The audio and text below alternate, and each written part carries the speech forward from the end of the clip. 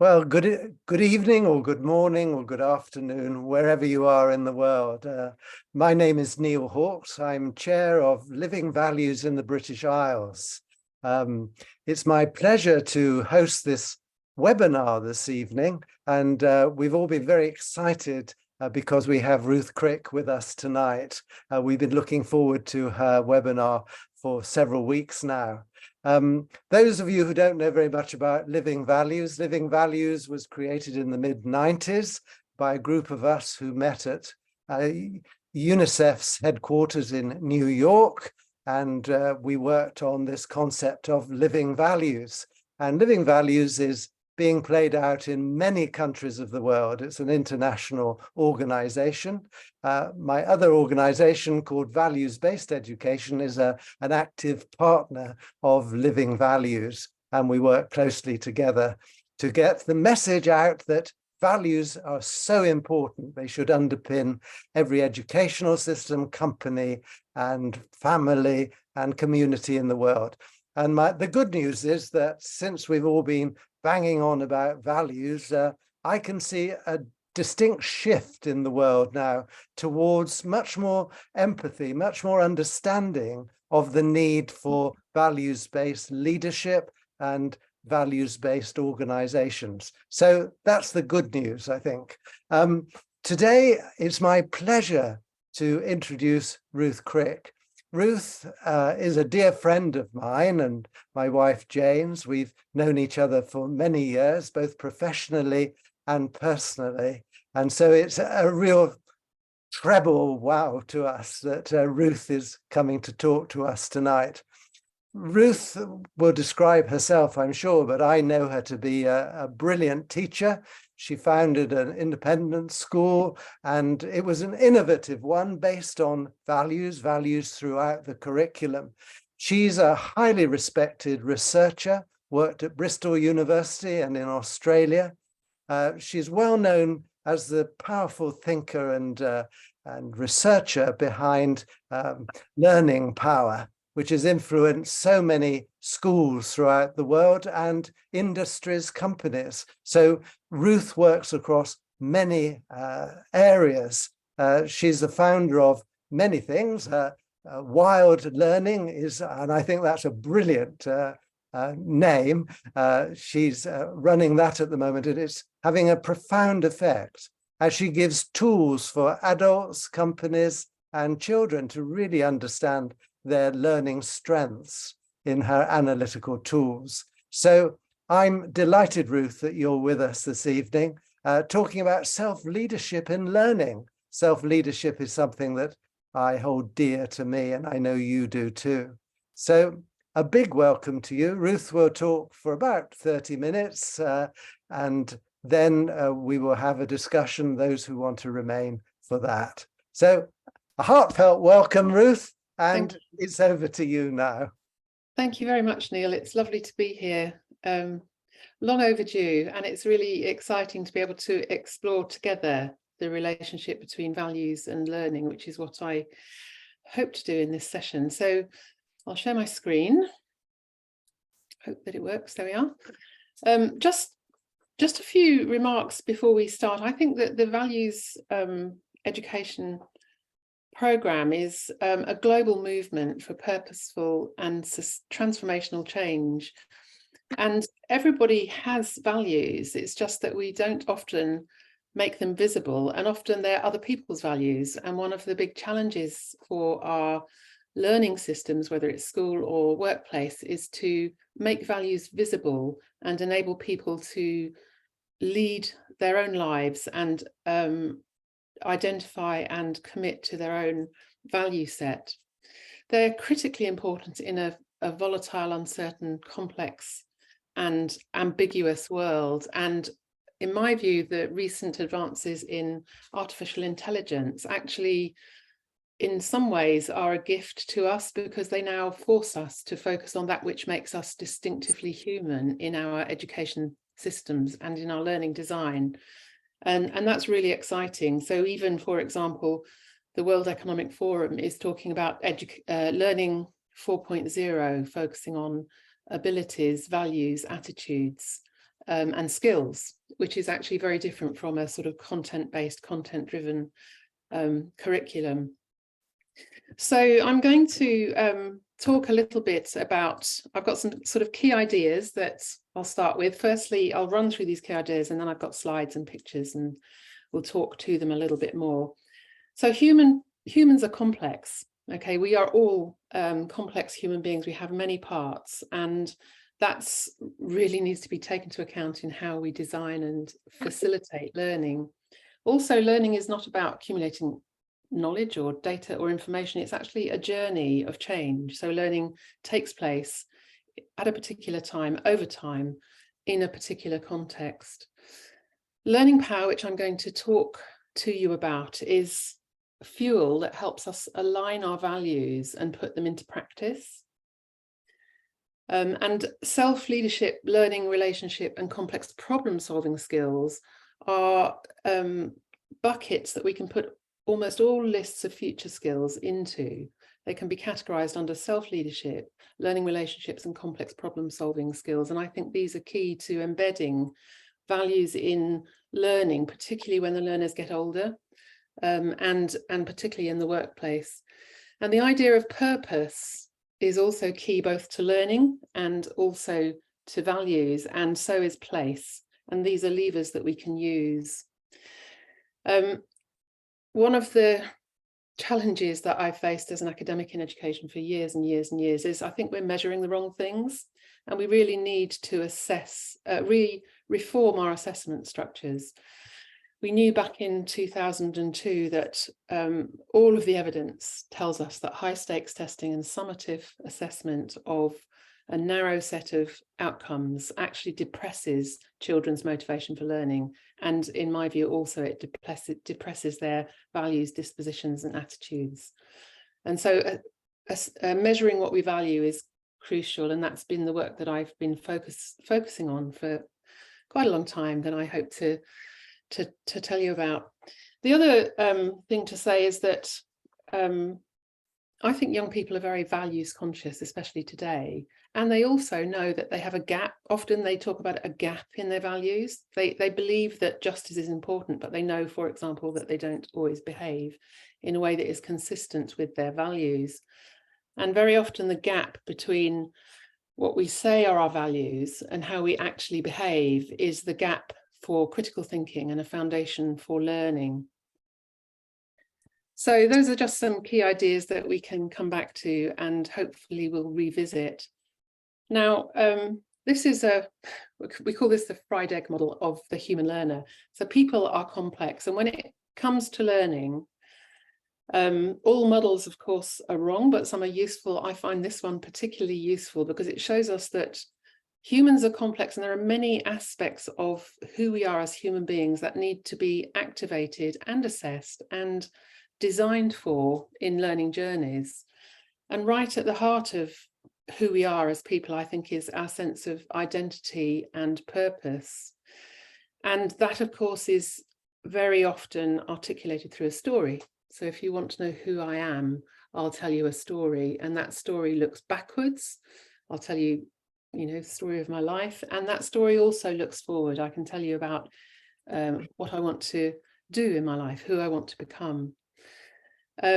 Values, attitudes, and dispositions is another layer of complexity that we need to design for. And of course, values, attitudes, and dispositions are very closely related, because values, for example, are things that we hold dear. That some people describe them as beliefs with emotive loading, things we feel strongly about.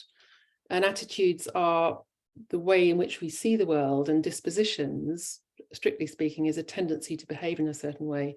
So all of these values, attitudes, and dispositions are hugely important, and they arise from our sense of purpose and identity. And then in planning learning, there's usually something we want our students or our learners to learn about. There's data and information. There's often a curriculum, often pre-packaged information and knowledge. And then finally, we have assessment. How do we know we've successfully pursued a learning journey? How do we know what we've achieved? One of the challenges that I think we face in learning design is that we've had this upside down. We haven't privileged or even foregrounded the story, purpose and identity, or values, attitudes and dispositions. And we've tended to focus on content, particularly in our performance management systems. And this, of course, is the wrong way round. This is like the tail wagging the dog.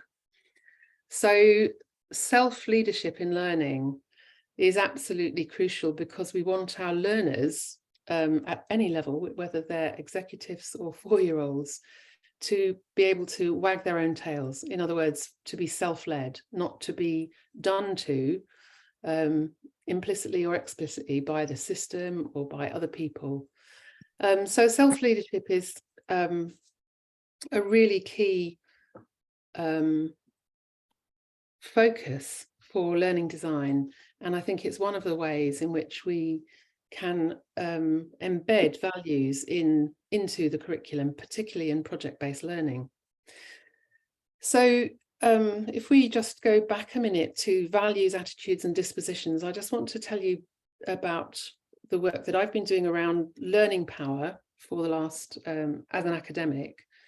And the purpose of the work of that work was to say, if we could identify those personal qualities that enable people to learn more effectively, then perhaps we could develop ways of assessing those qualities that would help learners and their teachers focus on what matters, and engage in self-leadership, learning relationships and complex problem solving. So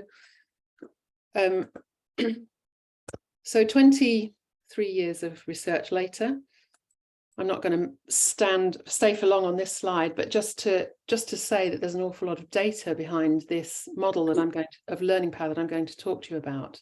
And the large circles on this structural equation model have arisen from successive data analyses, and we know quite a lot about how these learning dispositions actually operate in people, and what patterns we can see in learning power with different cohorts and groups.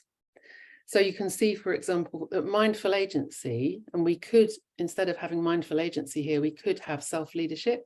We chose to use mindful agency for particular reasons, but you can see that mindful agency predicts creativity, curiosity, sense-making, hope and optimism. And for me, that's how powerful self-leadership in learning actually is. There are 2 relationship dimensions, one of which is a sense of belonging and collaboration. Belonging is like psychological safety. It's okay for me to be me, and it's okay for me to be here.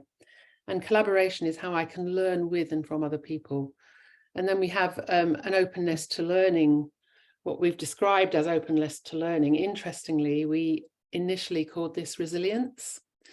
And then we found that young offenders who we were working with seemed to have a huge amount of resilience. And so we thought we should reanalyze our data. And we describe that now as openness to learning. I'll say a little bit more about that in a minute. But this was 2015, and we've probably now got over 100,000 data points that we have worked with.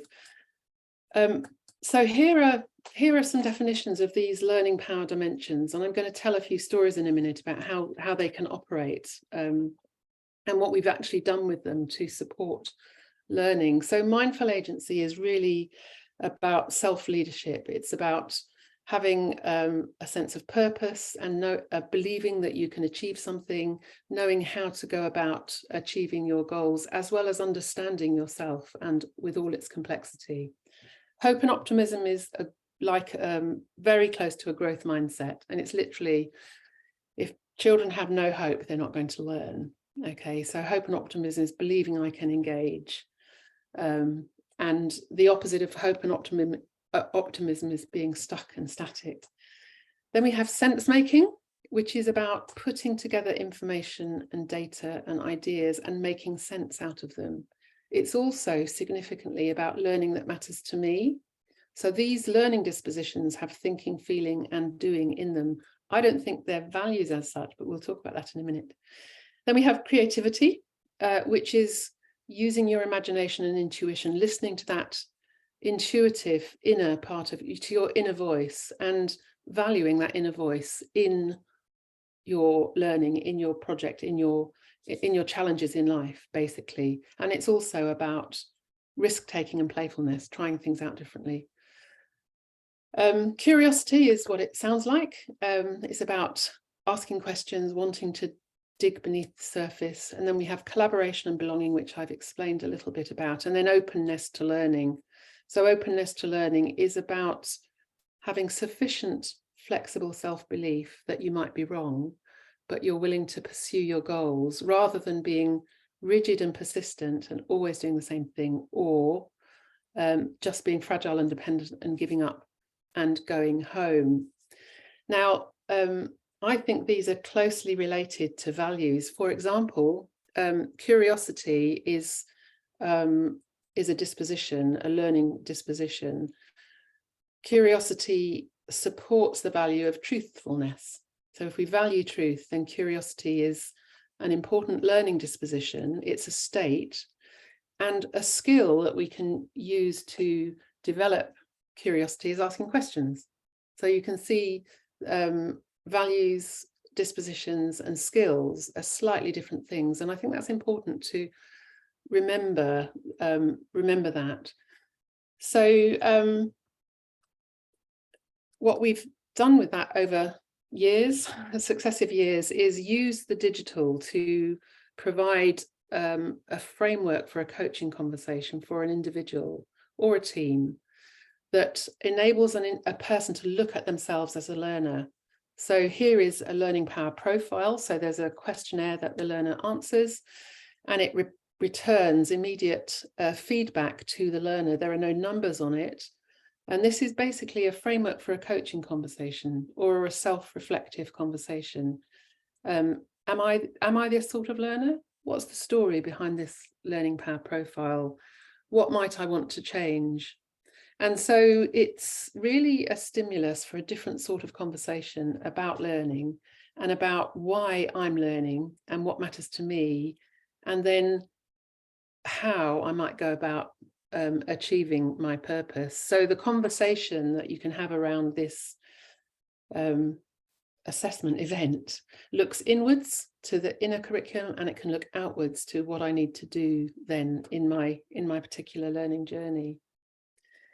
And I'll come back again to how the digital is creating new opportunities for us to perhaps shift the dial a little around values education and how we might embed them more deeply into the curriculum. But one of the things we've found consistently over the years is that metaphor, image, story, and identity are powerful ways in which learners of any age actually access understanding about learning power dispositions, about learning power. So you can see here there's a wedge-tailed eagle that was identified by young people in Northern Territory who wanted to use learning power in their school and weren't particularly keen on the traditional Western way of doing that. So they spent a long time in dialogue in their community about what matters to us in learning and what does mindful agency mean in our culture. And they came up with the image of the wedge-tailed eagle, which flies high in the sky, can see everything. And these images, when we first, and then we had Homer, who was originally resilience, actually, and the ants for collaboration, and the meaning-making spider. And it's really quite interesting to note how different types of knowing becomes really important when you start talking about values or learning power, or these inner parts of the fried egg model. And also, we also realized quite quickly it wasn't just sweet what was happening, because it's always nice to see children drawing pictures. It's actually quite a powerful tool, because when the image appears, then it's almost like scaffolding to think about, okay, am I using my self-leadership? Am I using my mindful agency? And the other picture you can see on the wall there at the top was some work I did 16 years ago, where in a deprived part of Bristol, where a foundation years school picked up these ideas and spent a lot of time working on animals to represent the learning power dimensions. But it was so powerful for them in terms of owning these core ideas about learning that they created a mural on the wall in a very dodgy shop. But the thing that's most exciting to me about that is that mural is still there all these years on. So it has never been defaced. In that community, everything, nothing lasts very long. And it was because I think the community they were leading their own learning journey. The parents even wrote a book about how to help our children learn in our community. So that's the power of metaphor, image, and story. Biography is another. Here are a couple of people who embody learning power dimensions. For example, if you want to know about creativity, Google Einstein and listen to how he talks about how he listened to his intuition, his imagination, and he was a really hard scientist. And so this also reminds us that modeling and imitation is a powerful way both that values are imparted and caught, as well as learning power dimensions. Values, attitudes, and dispositions are all caught as well as taught. Here's another example from a school in New South Wales, where this is an Indigenous guy called Kel, who did a collage about himself as a learner. So you can see he's given himself the head of the emu, which was curiosity, the wings of the wedge-tailed eagle, the webbed feet of the platypus, which was meaning making. And this whole process for Kel was a self story. Who am I? What matters to me? Who do I want to become? And it was related to project-based learning, which I'll try and get onto. I don't want to talk too long at you, but because project learning journeys and project-based learning is a very powerful way to embed this sort of work. But when it comes to self-stories, this is the sort of self-story that I mean, this comes from data. I won't give you all the details, but when we went to look at children with very low levels of learning power, these were the sorts of things they said about themselves. And this was typical self-story for someone with a profile that looks like this. Now, this is an older version of the learning power dimension. And on the other hand, this sort of self-story, learning is like a road. You can get tow trucks that can help you. You can almost feel the self-leadership in this self-story, because Sol, I think his name was describing learning like driving a car. You're in the driving seat, and sometimes you can get tow trucks to help you if you get broken down. There's a much greater sense of agency in that profile, and this was his actual profile.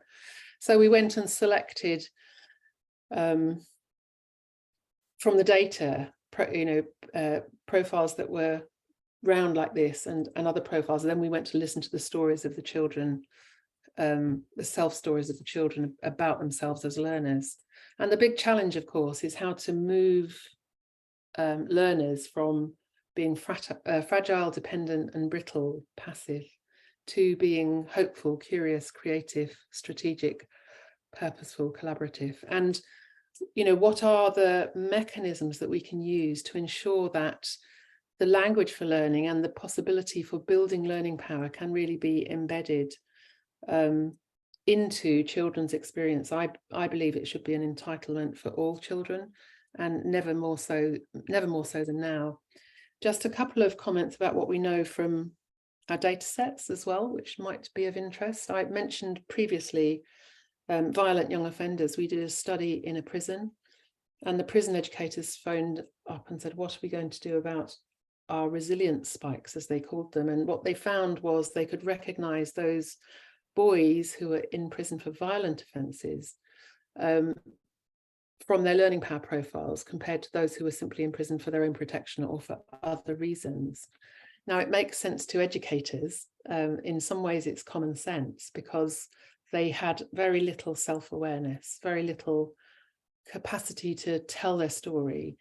or to understand their processes or the many parts of themselves that had led to them being in that situation. And they were isolated and independent in their learning relationships.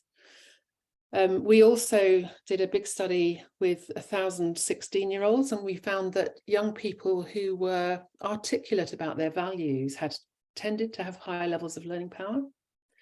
And furthermore, young people who wanted to engage politically had higher levels of learning power. So we know that there's a close relationship between behaviour and people's learning dispositions, how people tend to move into situations of risk, uncertainty and challenge, which is what learning is. So so that's the sort of the core set of ideas, but what do we do with them? How do we embed them in learning design? And essentially, in some ways, I think it's really simple. Learning is a journey that has a beginning, a middle and an end.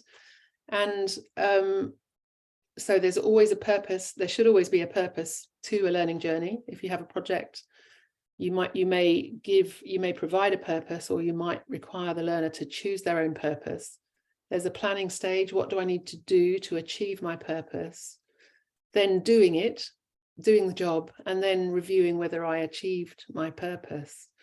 And I think that right at the very beginning, in the purpose conversation, we encounter values, because as soon as you bring learning away from putting knowledge into kids, or a top-down approach to a content-driven approach, and you start asking people what matters to them or what matters to us in our community, you inevitably have a profound conversation about values.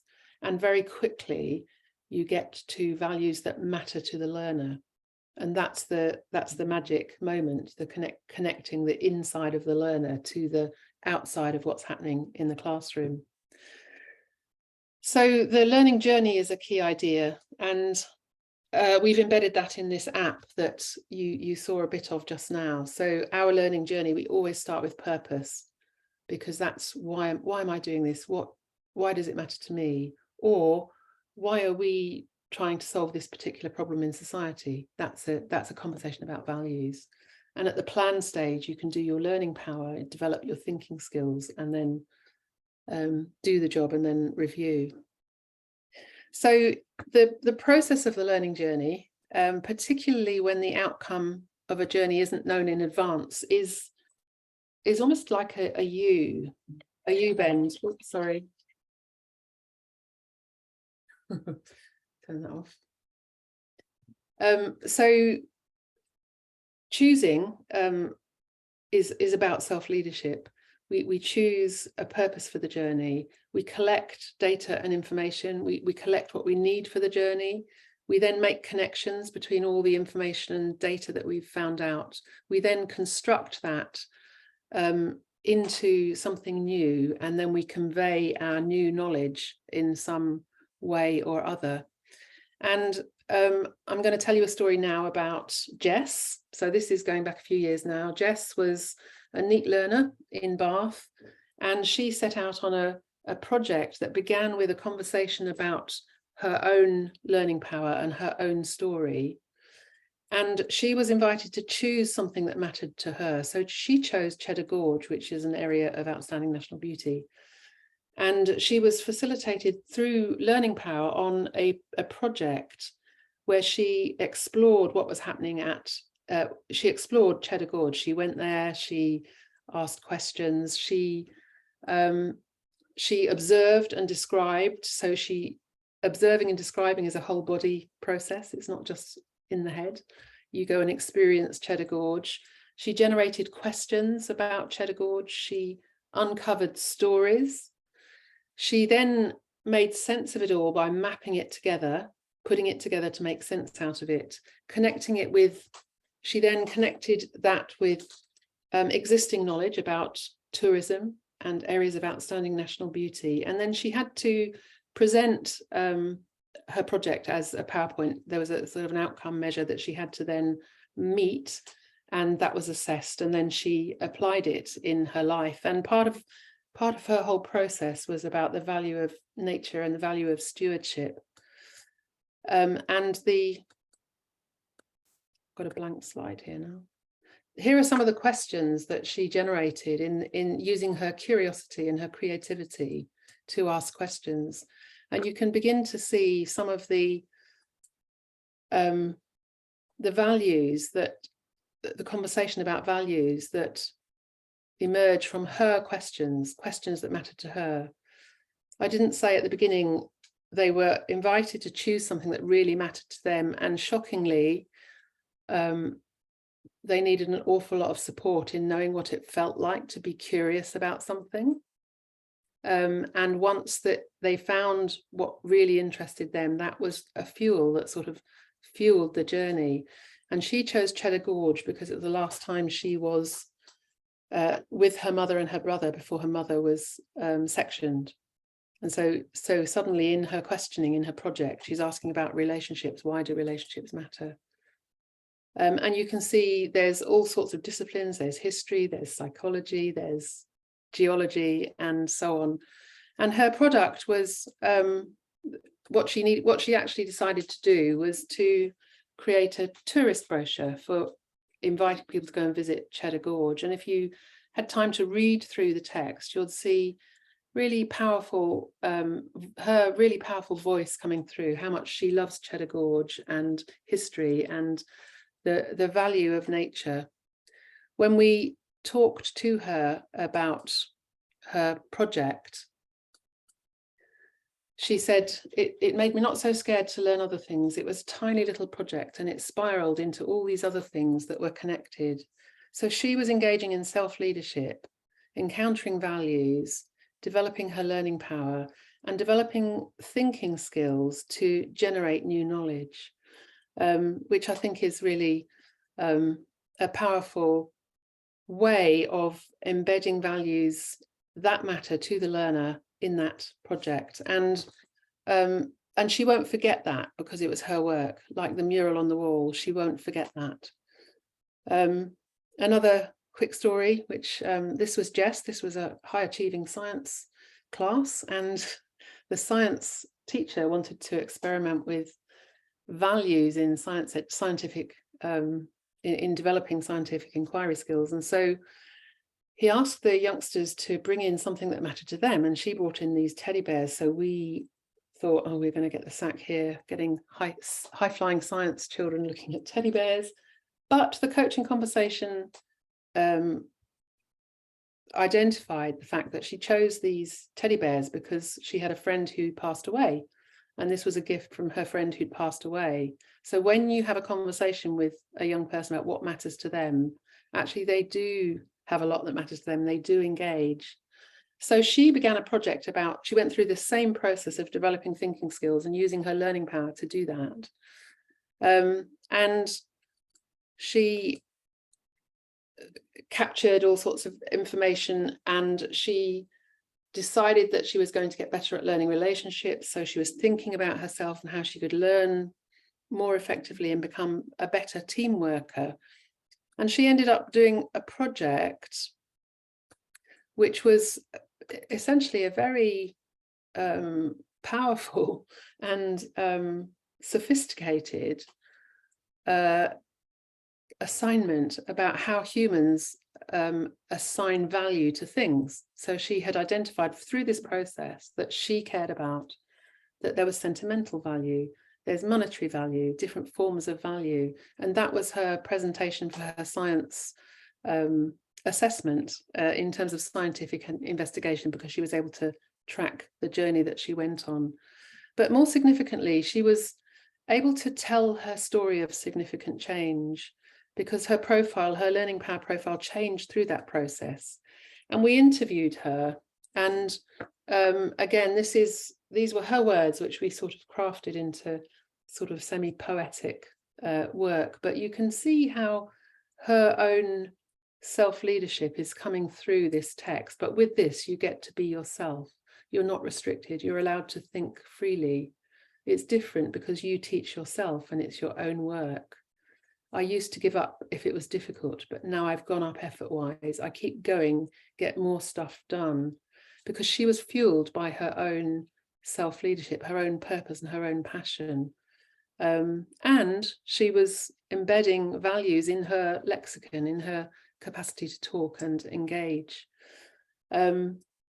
She valued herself more because of that process. Now, if we had looked at her learning power profile at the beginning, we would have seen that she was a high achieving but fragile learner. So happily jumping through the hoops, but actually in terms of her sense of self and her capacity to engage, she was actually fragile and dependent.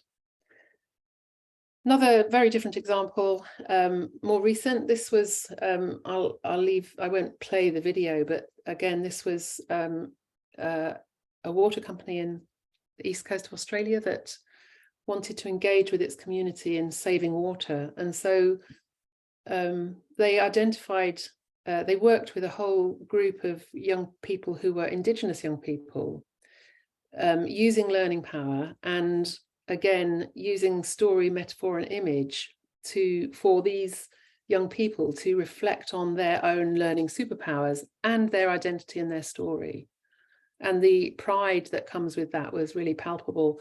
And this was an art installation that was called Learning Selves. And it's all about strengthening self-leadership. And what they actually did in their project was together, collaboratively, create a book about, which you can also see online if you want to, which was all about how we can help children learn to save water, because water is precious. So you can see and hear the values behind that. And there was a lovely story of Tiddelig the frog in their culture who drank so much water, nobody had any, and he ended up bursting because he sucked up all the water. And so they used that part of their culture to talk about essentially stewardship of water and climate change, which is really important. So those are just 3 examples in practice. We can look at the learning power quotient of groups. Now, this comes from that water company, actually, and it was a sample of the population, of the employees, of the 500, that was statistically significant. And what we could tell was that the smallest group were those that were ready to be self-led and to live by their values. That's the figure on the right. And the majority of the people in the organization were actually waiting to be told what to do, or happy to be there or not happy to be there, but they weren't change ready. And the change strategy for that organization was a values-driven change strategy. It's not up to us just to look after the pumps and the pipes, but we as an organization want to contribute to the resilience and sustainability of the region. And this information actually led to 100 of the leaders doing business innovation challenges, which were all about water stewardship. So these are just tools. I think it's defensible in terms of data and science and all the rest of it. But they're really just tools to help us to design learning strategies or change strategies with individual learners in project-based learning in home education or in the school, as well as business innovation challenges in the workplace. So just finally, I'm going to just say a little bit more about the app that we've developed to support this. Now here you can see the learning journey is the sort of landing page for the app.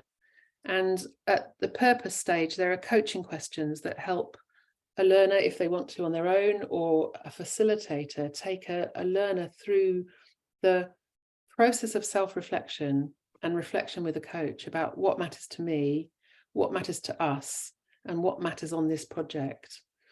And there's bits and pieces about purpose that can be used. The learning power profile is part of Plan, where you can do your own learning power profile and you can have a look at your profile, have a conversation with a peer. So peer coaching is another powerful way to embed values.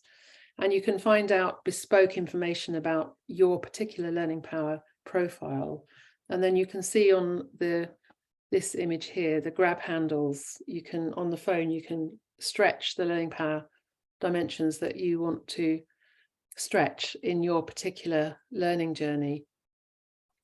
The app is based on a single view of the learner, which is pretty important. Most digital edtech stuff is all about the curriculum. This is about the learner, and the data belongs to the learner. And it's all about providing hopefully enough scaffolding, but not too much, to support a learning journey, a journey of change, when the learner doesn't know what the answer is in advance to the problems that they're trying to solve. So then we have in the do the job part of the app, there's thinking skills, tools and strategies, and improvement strategies. These are just pointers to help people figure out how they might want to develop their learning power, or how they can use their learning power to think differently about the problems that they're addressing in their project. And there's a journal where they can take notes and reflect on their inner process as they go. And then finally, the final section of the app is where you can do your profile again and look at the change. So here in the middle, this is the red one underneath was the first profile. The stretch targets were there in dotted lines, and the green was the second profile. Now that, interestingly to me, is basically a trigger for a story of significant change. It's a way of saying there's a story behind this. What's the story? And we also are embedding or pointing towards assessment at the end of a project or a learning journey being about me and myself, my self-leadership, my skills, the skills I've developed in the process, and my project, what I've actually learned and how I can communicate that in the world. So that's all I've got time for, and I hope it's been of interest. If you want more information about the Learning Journey app, then we'd be delighted to hear from you. We have a business model where we're getting it out into the corporate world so that we can actually then make it much more available globally at school level and in community as well. So I'll stop there and hand back over to Neil. Thank you. If you can undo your screen share. I'll stop sharing, yeah. Then we can all see each other. If you can turn your cameras on, please do, folk. Otherwise, don't worry if you don't want to be seen. I was going to officially end the webinar at this point, but I've decided to go on for a few minutes before we stop, Lynn, because I think there's some really powerful things and folk may want to add their views. First of all, though, Ruth, I was just, to use that awful expression, blown away by your presentation. I've heard you talk on this subject a number of times, and Tim as well, but tonight it crystallized for me the whole thing and the real importance behind this work. Having just returned from India and then Australia and New Zealand earlier, I do think that the world is really needing a change in pedagogy and learning. I've been working with a guy called Gavin, who runs an organization called Upschool. He heard me talk in Australia and he took a picture of a slide on values, and then he made a course on values for Upschool, which is the first enrollment got, I think, 183,000 children learning about values. I've never had so much impact in the world, but through Gavin and this modern technology and being really with it. I want to leave it open now after thanking you, Ruth, for that inspiring talk. I know everyone else will agree, but a question I have, I'm old enough to remember when some of us were devoted to first-hand experiences, project work, getting children engaged in real activities, And then people like me were shoved to one side, and we had what you described as the content curriculum, because teachers weren't trusted. So we had SATs, we had league tables in the United Kingdom, and that's been in Australia and other countries too. So my question to start rolling is, what's your view on how we can, all of us, shift the system towards enabling youngsters to have their real experiences acknowledged, their learning journeys, as you described, so that they can really learn deeply and be critical thinkers, which we so desperately need? I think it's a huge challenge, because the power of the system is so strong in our education systems, particularly over here, but I know it's global. And I really do think it's about challenging the assessment structure. So if we can assess a self story. Psychotherapists assess all the time. You know, you can assess these personal qualities, and so I think we have to change. We have to measure what we value, and measure much less of what is less important. And I think where I've got to on that is actually, I think we can use industry to change education globally, because industry know they need creative team players. They're less concerned about content. What they want is someone who can join the team, be creative, innovate, and so on. And they are powerful influencers of university systems. And so in WILD, we're developing an accreditation framework for self-leadership, learning relationships, and complex problem solving, because we can assess them and they can be assessed rigorously. So I think that's where I always go. And I think we always need examples of outstanding practice, but to change the core model of education in the Western world, I think is really tough. But it would be nice to be able to make a contribution. Yes, I talked to a senior politician yesterday, and they said in this country that the present government has run out of steam, and the opposition haven't given any thought to these questions anyway. So I think you're quite right. I think we have to rely on industry companies. You and I are both working in that direction. Anyway, I could go on having a conversation with you. That's not for now. So may I throw it over for one or two comments or questions from other people on this call? Don't be shy. I think Anne's going to say something. I always say something. I just think we're talking about industry, but at the other end, if we think about in primary schools, learning journeys for our nursery children are just a word we know. And those learning journeys actually do document those young people. It documents their schema. You observe how they're learning.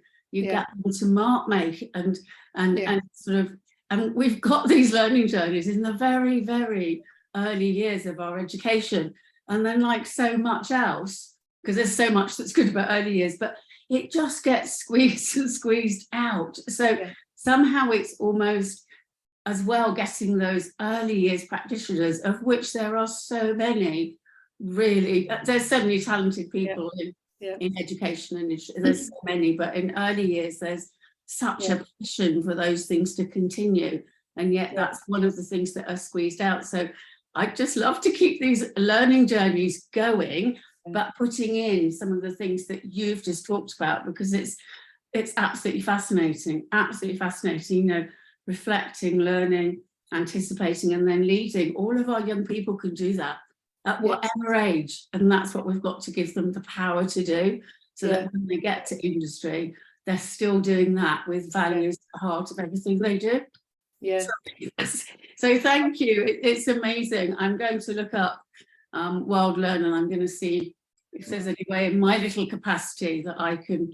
I know Neil's always saying to us, please shout from the rooftops, make sure your voice is heard, and I've learned that from Neil and the rest of the VBE team, and I'm so I just feel I want to just keep that voice going, and coming together as a group like that gives you just another bit of, right, okay, I'm going to reflect, I'm going to think, and now I'm going to do. Yeah. So thank you so much. It's a pleasure, and I completely agree with you. And actually, all our data shows that learning power goes down as children go through school. So the young people, the children with highest levels of learning power are those where we've measured it, are those in Key Stage 2. Well, we don't measure it in Key Stage 1, but because they don't do the assessment, they do much more fun things. But and actually the shocking stats, which the government tends to ignore, is that the population, the group with the lowest levels of learning power across the board were young people in full-time higher education between the ages of 18 and 24. And I agree with you, I mean, about nursery schools, and then they come to do a PhD, and they, you know, there's a whole load of learning to catch up on, self-leadership to catch up on. Actually, it to me, it all comes down to self-leadership. And being self-aware of, you know, curiosity, and that is, of course, all about values. So whatever language we use, it's important. Right. May I take one more comment or question? Would someone like to say something? Indicate? Otherwise, I'll pick on someone. You know my style. Anybody like to say something? Jane, you're smiling a lot. Jane's going to say something. Oh. You're muted, Jane.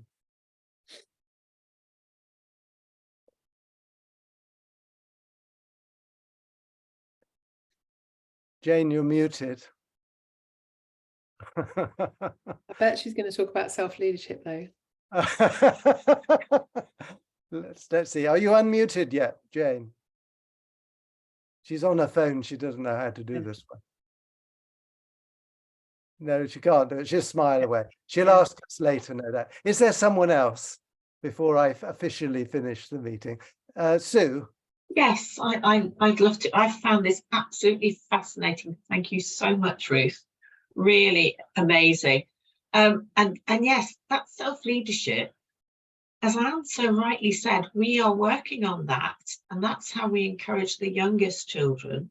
And in the values-based education schools, they are continuing to work with that. And I spoke to year, well, not even just year sixes, but earlier years, where they have a huge sense of self-leadership and responsibility for their own actions, and for the wider world as well.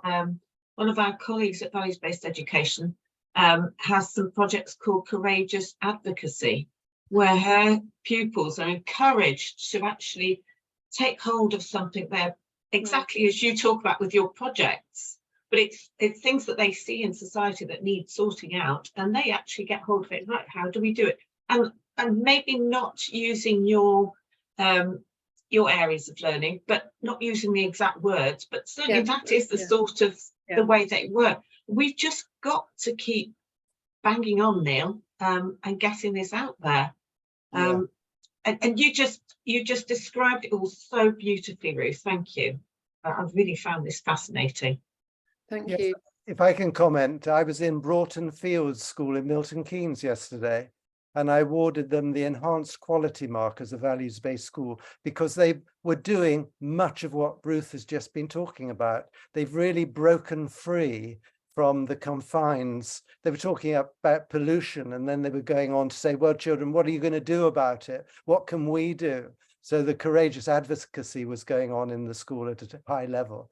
So tremendous. Anyway, anybody else? I think we're done.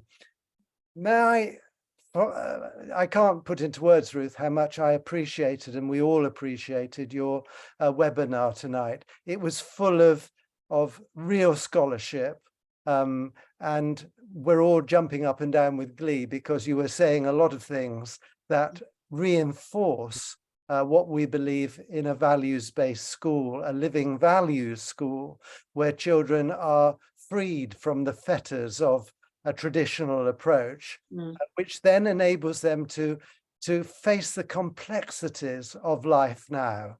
That's what they need to do. Well-being and mental health is our top concern now, Yeah. and we need to empower children to be self-leaders in all that way. A last word from you, Ruth, before we go. I think there's pockets of movements all around the world, like internal family systems that Jane knows and loves, in terms of an approach to psychotherapy which brings self-leadership to the fore. There's a government UK resilience framework which they're beginning to accept requires people who have resilience mindsets, which different language, but attention to the inner self and attention to values.